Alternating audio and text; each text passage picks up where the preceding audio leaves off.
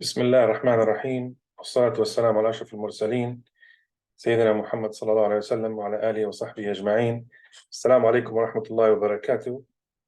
مرحبا بكم في هذا اللقاء المميز، وشكر خاص للجنة المنظمة لهذا اليوم العلمي، وشكرا لجمعية القلب الليبية طبعا لرعاية هذا اليوم العلمي كذلك. أرجو أن تكونوا قد استمتعتم بمحاضرات الدكتور منصور اللي هي very detailed ما شاء الله، فيها كل ما تبوه على المعلومات اللي تبوها على الميترال ستينوسيس والميترال ريجرجيتيشن والترانس ثوراسيك ايكو. الحقيقة هو ما خلاليش حاجات كثيرة أننا نتكلم عليها، لكن حنتكلم شوية على Transesophageal echo assessment of native mitral valve. فعلى بركة الله. الobjectives لهذه المحاضرة إن شاء الله اللي هو أن احنا نناقشوا indications for transesophageal echo imaging of the native mitral valve using transesophageal echo, obtaining certain measurements needed for assessing native mitral valve regurgitation and mitral valve stenosis, as well as some pitfalls of transesophageal echo. And these will be scattered throughout the talk. أول شيء اللي هو indications for transesophageal echo. لكن خلينا نمشي لسلايد ahead لأنها مهمة، اللي هي complications of transesophageal echo.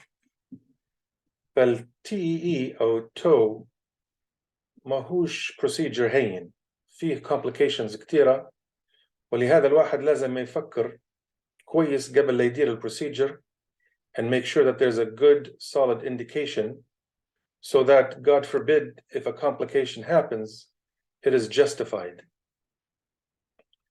This is just a list from the ASC guidelines document on performing transesophageal echoes, and you guys could read it, but you can see it's a long list and there are a lot of potential complications. And depending on where you perform your transesophageal echo, whether it's in the hospital or just an outpatient clinic, your precautions need to be appropriate in those conditions, in those places. فخلينا نولوا للindications. في اللي هم general indications وبعدين نعطي specific examples. Some of the indications include assessing aortic structure and function when the TTE or the transthoracic echo is not diagnostic, or if you think that there's going to be a high probability that it's not going to be diagnostic. For example, patients who have significant COPD, patients who are morbidly obese, patients with mechanical prosthetic valves. Those need to be, those patients can have the transesophageal echo even before transthoracic echo. In the ICU, when patients are ventilated, it is difficult to get them in the right position to do a transthoracic echo. So performing a transesophageal echo in that situation is also an indication.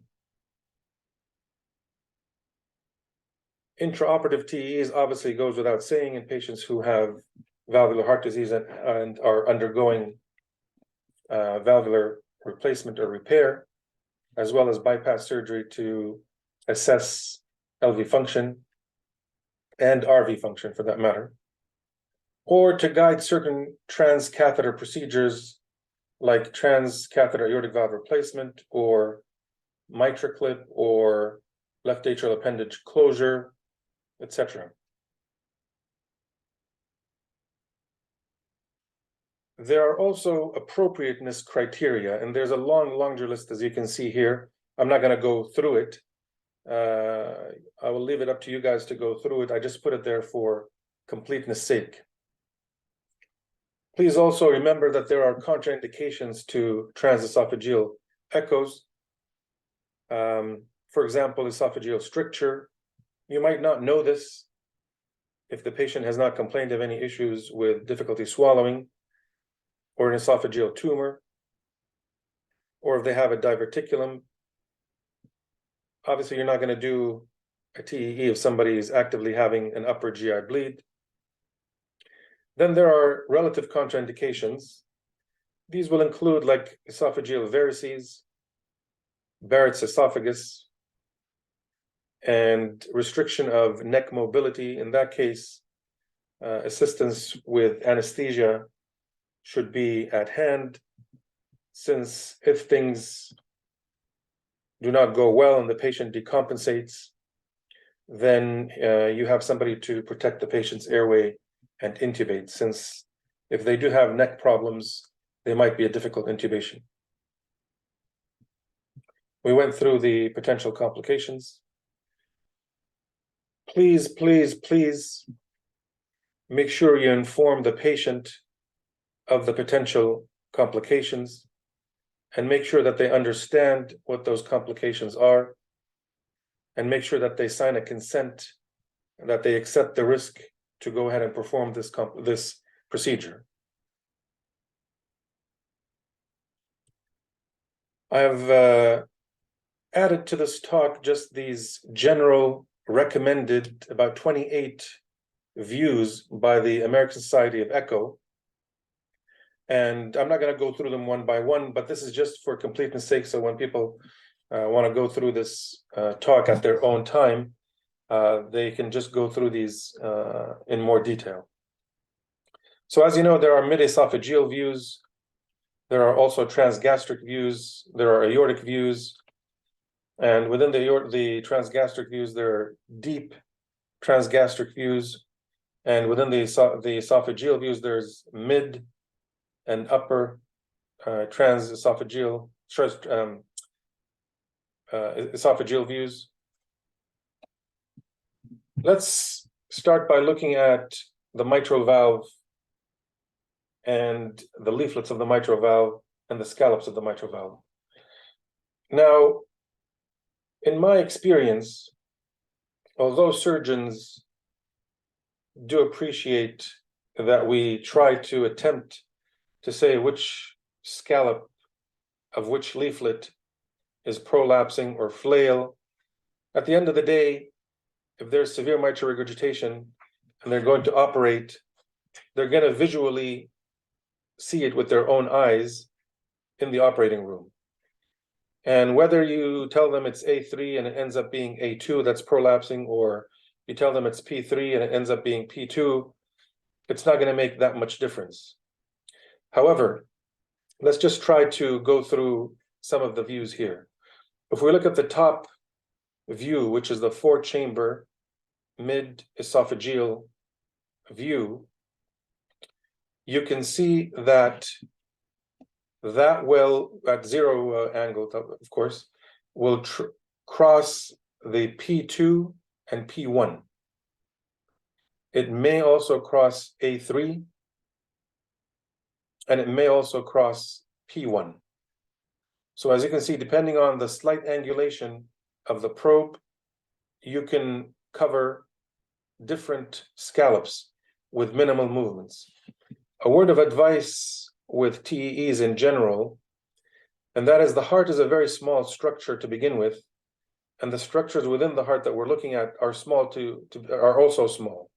And so movements, when you're acquiring images or looking at structures of the heart with a transesophageal echo, should be very slow and very small. So millimeters at a time, 1 to 2 millimeters, advance 1 to 2 millimeters, withdraw 1 to 2 millimeters, rotate, slight antiflexion, slight retroflexion, change the angle, but everything has to be on a very small scale when you're looking in one view. So if we go to the mid-esophageal commissural view, or the 45 to 50 to 60 angle view, we can see that you will transect P1, possibly A1, A2, possibly A3, and possibly P3. Just as a reference, A1 and P1 are usually on the next to the left atrial appendage. And the anterior mitral valve leaflet is closer to the aortic valve or the aorta. And you can see how like changing the angle is going to change which scallops you will see. But not only that, if you were to move or withdraw the probe up, you will also change which scallop that you will image. So for example, let's just take the mid-esophageal long axis view at the bottom here.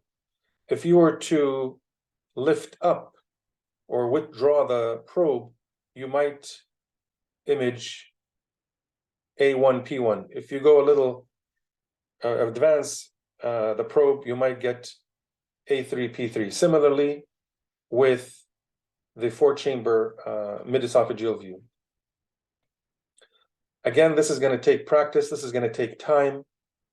It's always good to have the patient very well sedated, so you're not rushing through the procedure. This is just a 3D view of the mitral valve, showing it a little bit, and it looks nicer. Sometimes it helps the surgeons to know what or in which leaflet is, for example, prolapsing, or which leaflet is flail, and so on. But just in terms of orientation, you can see that the anterior mitral valve leaflet is closer to the aortic valve. The A1 and P1 are closer to the left atrium. So I'll let you guys read this on your own, but mitral regurgitation results from incomplete closure of the mitral valve leaflets during left ventricular systole, which I'm sure you all know. So going on, there's a classification, functional classification of mitral regurgitation, which I believe Dr. Mansour went through as well. And so I won't dwell on this too much, but there's type 1, type 2, and type 3A, type 3B. And it basically classifies different etiologies of mitral regurgitation and in what direction will the regurgitant jet be. This picture on the left is of a representation of a transthoracic echo, and it signifies the type 1 classification, which is normal leaflet motion. And another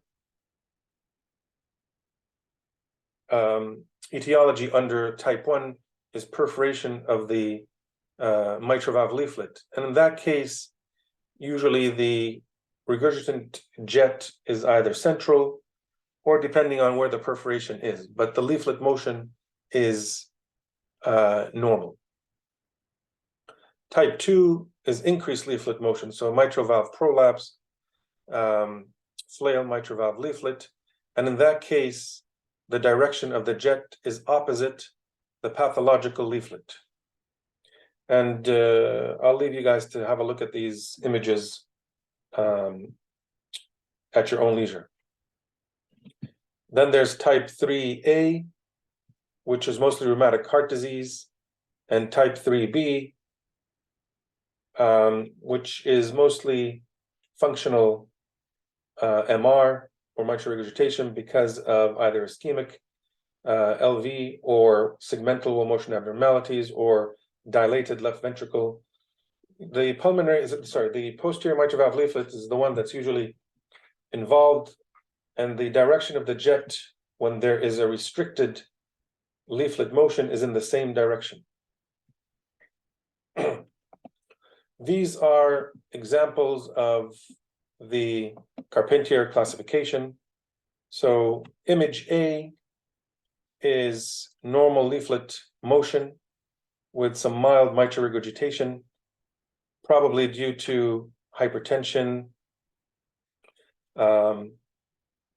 Then B is an abnormal leaflet motion, and it looks like this might be an anterior mitral valve prolapse. And you can see that the direction of the jet is going posteriorly, which is opposite the direction, or which is opposite the pathological mitral valve leaflet. In C, which is also restricted leaflet motion, this shows that this appears to be mitral stenosis, rheumatic mitral stenosis, but in mitral stenosis, don't forget, you can also get mitral regurgitation. In image D, you can see that the left ventricle appears to be dilated. And if we were to play this, which I don't have it in video form, it would show that the LV has poor ejection fraction. And since this is kind of a global LV dysfunction, the jet is actually central. But if it was one leaflet or the other, it would be in the same direction as the restricted leaflet that's not moving. This is an example of a mid-esophageal, sorry, this is the image on the left, is an example of a 4-chamber mid-esophageal view and the posterior mitral valve leaflet prolapsing. This is likely P2. As we will see on the 3D image, it's clearly P2. But if you have the X-plane feature, which is essentially an orthogonal view of the initial image that you have, you can see the same structures in a different plane. So again, this shows that the mitral valve, the posterior mitral valve leaflet is flail, since the tip of the mitral valve leaflet is way beyond the mitral valve leaflet closure area. This is another example of a 4-chamber mid-esophageal view showing P2 prolapse and a 3D image of the P2 prolapse. Another cause of mitral regurgitation is systolic anterior motion of the anterior mitral valve leaflet in patients who have maybe hypertrophic cardiomyopathy, specifically septal hypertrophy. And you can see here that in systole, the leaflet is being sucked into the LVOT. And you can see on the right there a significant jet of mitral regurgitation. There are a number of parameters used to assess mitral regurgitation. Dr. Mansour went through these in detail, and there's a lot of calculations that are needed and a lot of formulas that sometimes need to be memorized, but luckily echo machines now are able to do all these calculations for us as long as we put in the necessary information. So color flow Doppler, the vena contracta, regurgitant volume, regurgitant fraction, effective regurgitant orifice area, proximal isovelocity surface area, or PISA, and pulmonary venous flow pattern. So color flow Doppler, there are certain requirements before you start measuring this or assessing this. The aliasing velocity has to be between 50 and 60. The color gain has to be adjusted to eliminate any noise. And try to use the mid-esophageal 4-chamber view. Make sure you try and reduce the Doppler sector size to try and get the best temporal resolution by decreasing or increasing the frame rate. But make sure you cover the whole regurgitant jet and do not cut it off. We do need to record multiple cardiac cycles, especially in people who have atrial fibrillation, especially people who are sedated. As you know, in this case, patients who are undergoing transesophageal echo are sedated and under anesthesia, and their hemodynamics are not the same as they are in real life and are not normal physiology. When you're scanning or panning to try and look for the mitral regurgitant jet, make sure you record the biggest jet area that there is.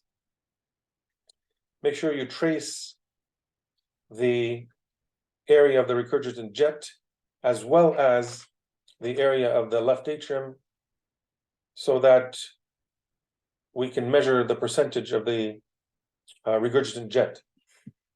However, when there is an eccentric jet, as Dr. Mansour mentioned, it's going to be difficult to trace the mitral regurgitant jet, and therefore we cannot do it, essentially. Don't bother. You guys all know about the Coanda effect and how an eccentric or wall-hugging jet can significantly underestimate the severity of mitral regurgitation. There are different schools of thought. One says that any eccentric jet is severe until proven otherwise.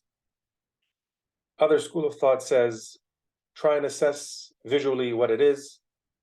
If you think it's mild, then go up one by one, for example, to moderate. If it's moderate, then go up to severe. Now, of course, these are just opinions. Like I mentioned, one of the important things about regurgitation, mitral regurgitation, is the patient's hemodynamics. And so people who have hypertension, severe hypertension, can cause a large regurgitant jet. Similarly, if patient has severe aortic stenosis, this can cause overestimation of the mitral regurgitant jet. So you can tell that just by the jet area alone, you cannot quantify the severity of mitral regurgitation. This is an example of a patient whose blood pressure was 122/66, and you can see that the mitral regurgitation is probably mild, maybe approaching moderate, whereas when the blood pressure was 153/86, the regurgitant jet looks much bigger and almost looks like it's severe or moderate to severe. So this is something that anesthesiologists do in the OR when we send patients for mitral valve replacement or repair because of severe mitral regurgitation. And when they do the intra-op TEE before opening the chest, they will say, look, it's not severe anymore. But when you look at the blood pressure, they're under anesthesia, it might be significantly low, and therefore underestimate the severity of the mitral regurgitation. We have had patients that have been taken off the table because the anesthesiologist said that the mitral regurgitation is no longer severe. And when we repeat the transthoracic echo, it is clearly severe. And when we assess the patient's clearly symptomatic. The vena contracta. So this is best measured from the mid-esophageal long axis view, which is kind of equivalent to the 3-chamber view. Again, we need to optimize the image size, make sure that the aliasing velocity is about 50 to 60. Sometimes some machines, for some reason, will change the aliasing velocity or the Nyquist limit, which is the same thing, without us knowing. And it's only after maybe a few images that you notice that there's something wrong with the regurgitant jet that doesn't match, for example, the transthoracic echo or the symptoms the patient has come with. So always be vigilant about the Nyquist limit and the aliasing velocity. Try to, again, get the Doppler sector over the mitral valve and the regurgitant jet so we can improve the frame rate. As you know, and I'm sure Dr. Mansour mentioned that there are three parts of the jet. There's the systolic flow convergence, there's the narrow neck of the jet, and there's the regurgitant jet itself. The narrowest part of the jet, which goes through the mitral valve orifice, is called the vena contracta. And this is what we're going to measure to try and help us assess the severity of mitral regurgitation. It is measured perpendicular to the direction of the regurgitation. And like I said, it's in the mid-esophageal long axis view. It correlates well with mitral regurgitation severity. Make sure you measure the maximum diameter, not the smallest diameter. And that's why you need to do multiple multiple cardiac cycles, as well as different windows, not different windows, but different subtle movements in the same position. Unfortunately, it is not load independent as it was initially thought and sold to cardiologists and echocardiographers, and therefore we cannot rely on it when the hemodynamics of the patient are variable. This is just an example of a mid-esophageal long axis view showing how to measure the vena contracta, which is very straightforward and simple. Like I said, make sure you measure the widest diameter that you can get. Now, with regards to regurgitant volume and regurgitant fraction and effective regurgitant orifice area, these are very difficult to assess because the more difficult view is getting the LVOT VTI, which is usually obtained from the transgastric view, usually the deep transgastric, with extreme antiflexion to try and get the aortic valve and the LVOT and part of the ascending aorta parallel to your Doppler line. It is very difficult. If you do get it, it's a very satisfying thing to do, and you can calculate these parameters. Otherwise, on transesophageal echo, it is difficult. PISA is a useful parameter when done correctly. It's also done in the mid-esophageal long axis view, although it can be done in the four-chamber view. You need to make sure that the Doppler scale is adjusted. This is the most important thing. And it has to be adjusted, or the Nyquist limit or the aliasing velocity has to be adjusted upwards in the direction of the regurgitant flow. In mitral stenosis, there is a way of assessing the severity of mitral stenosis using PISA. Since the PISA is going to be on the other side, you adjust the baseline of the aliasing velocity or the Nyquist limit downwards in the direction of flow again. So again, it's very operator dependent. It's a little bit difficult to get. We cannot assess eccentric jets very well, despite certain formulas that are used. For example, in this view, you can see that this is the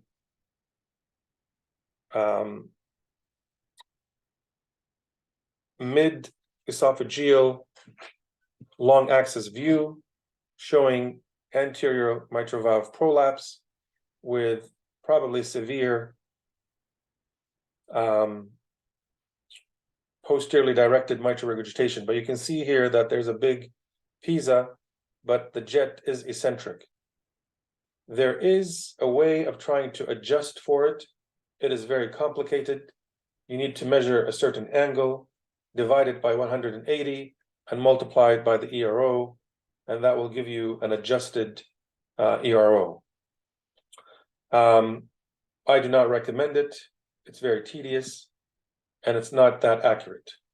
And it's operator dependent, whether the person who's scanning or the person who's calculating, and may not be reproducible.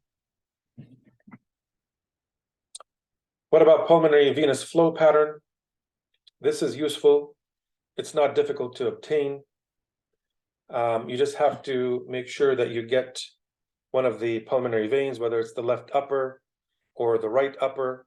The left upper can be obtained in the mid-esophageal four-chamber view by rotating slightly to the left until you see the left atrial appendage. And if you put the color flow in that area, you will see beautiful, nice flow. You will then put the pulse wave Doppler about 1 centimeter into the pulmonary vein, and it will give you a beautiful tracing, especially if the patient is in sinus rhythm.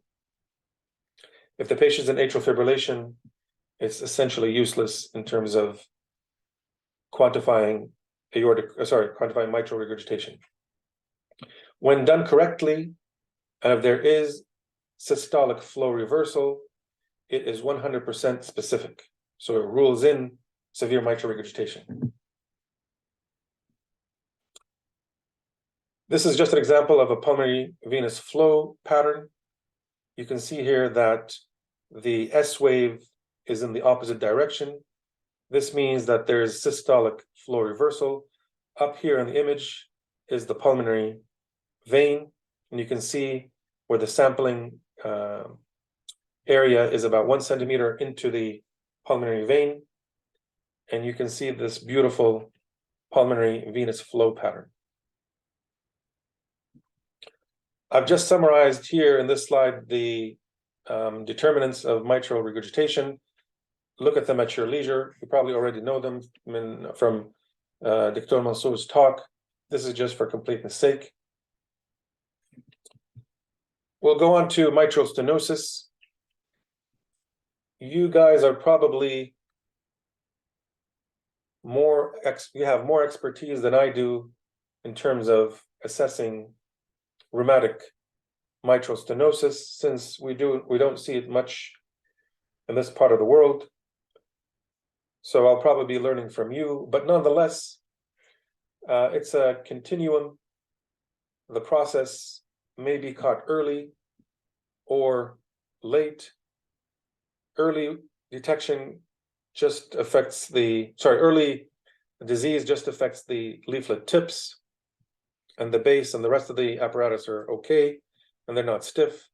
Whereas later on during the disease, almost the entire mitral valve apparatus is involved. So looking at the parameters used to assess mitral stenosis: by planimetry, which is easy to perform; pressure gradient, which is also easy to perform; mitral valve area by pressure half time, easy to perform; mitral valve area by deceleration time, we're not going to talk about that. It's not always easy to perform. And mitral valve area by continuity equation, unfortunately, is again difficult to perform accurately, because you will need to get the LVOT VTI, and again go down to the gastric views and the deep transgastric view and try and get the LVOT, the aortic valve, and the aorta in line, in parallel with the Doppler signal, the PW Doppler signal. This is just an example of on the left is a transgastric view of the mitral valve. You can see here that this is the left ventricle, this is the right ventricle. The trick with this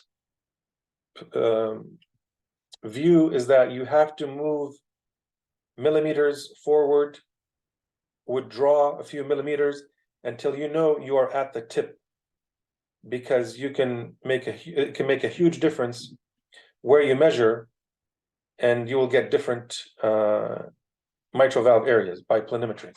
So try and see where the smallest part is.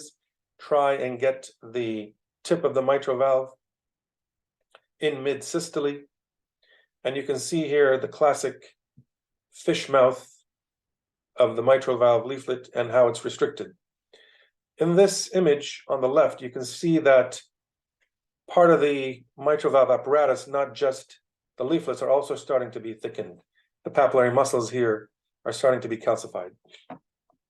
I'm not going through the Wilkins score, since I believe Dr. Mansour went through it. On the right side here, this is a transgastric long axis view showing a thickened anterior mitral valve leaflet that looks like a hockey stick. And I know that Dr. Mansour showed what a hockey stick looks like. It's also a little bit domed. So there's doming of the anterior mitral valve leaflet. Now in this condition, patient, you can also see that the aortic valve leaflet is thickened. And therefore, there is also rheumatic aortic valve involvement as well. And if you see that there is rheumatic aortic valve, it is almost 100% guaranteed that they will have rheumatic mitral valve, but not obviously vice versa.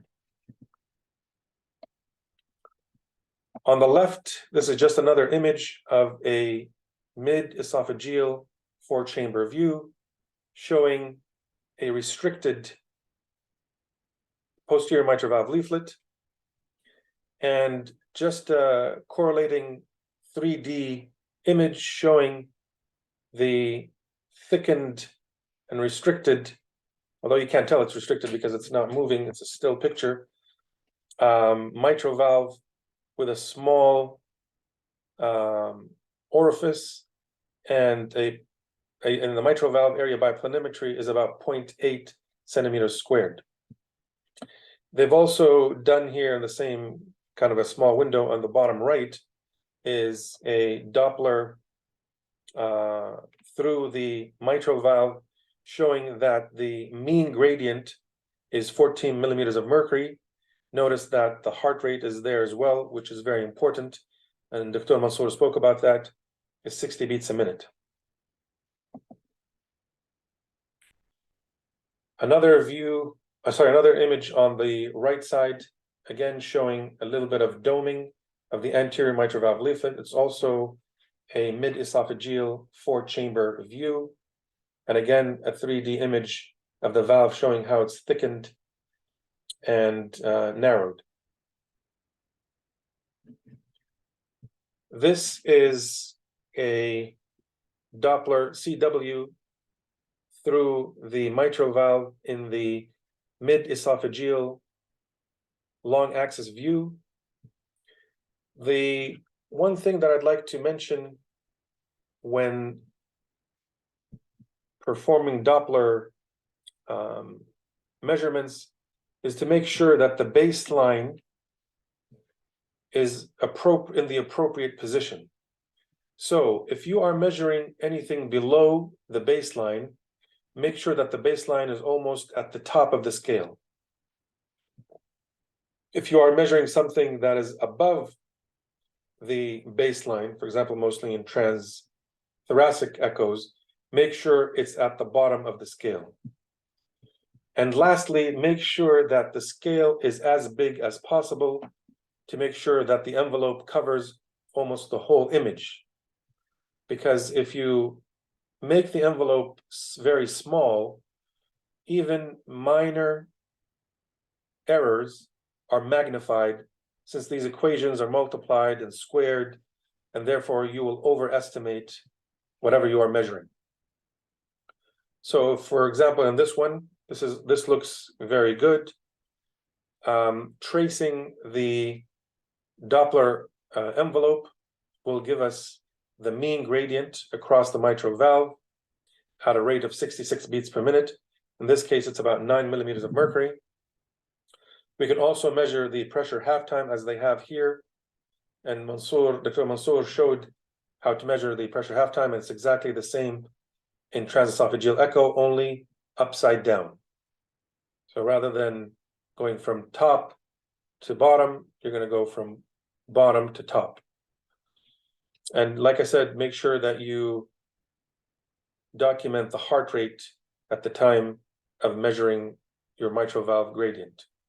And by the pressure halftime, you can also calculate the mitral valve area. In this case, it measured 0.7 centimeters squared. It's important to perform a measure during multiple cycles. For example, in this patient who has atrial fibrillation, you can see that one envelope gives us a mean peak gradient of 10 millimeters of mercury, whereas another one gives us a mean peak gradient of 6.5 millimeters of mercury. Another important thing to keep in mind is other hemodynamic effects. For example, if the patient is tachycardic, hypertensive, if there are other valvular conditions, for example, severe mitral regurgitation, then we need to make sure that we document that, because these will affect the calculations that we do. I think this is the end of the talk. One thing I'd like to share with you when doing TE, transesophageal echoes, that my mentor told me, and this is in general, it has nothing to do with mitral stenosis regurgitation, but in general, when you're doing a transesophageal echo, make sure the first thing you do is to answer the question of why are you doing the transesophageal echo, and do that first. So for example, if you are looking at the severity of mitral regurgitation, do all the studies of mitral regurgitation first, and then you can go and do the other recommended images once you have your answer.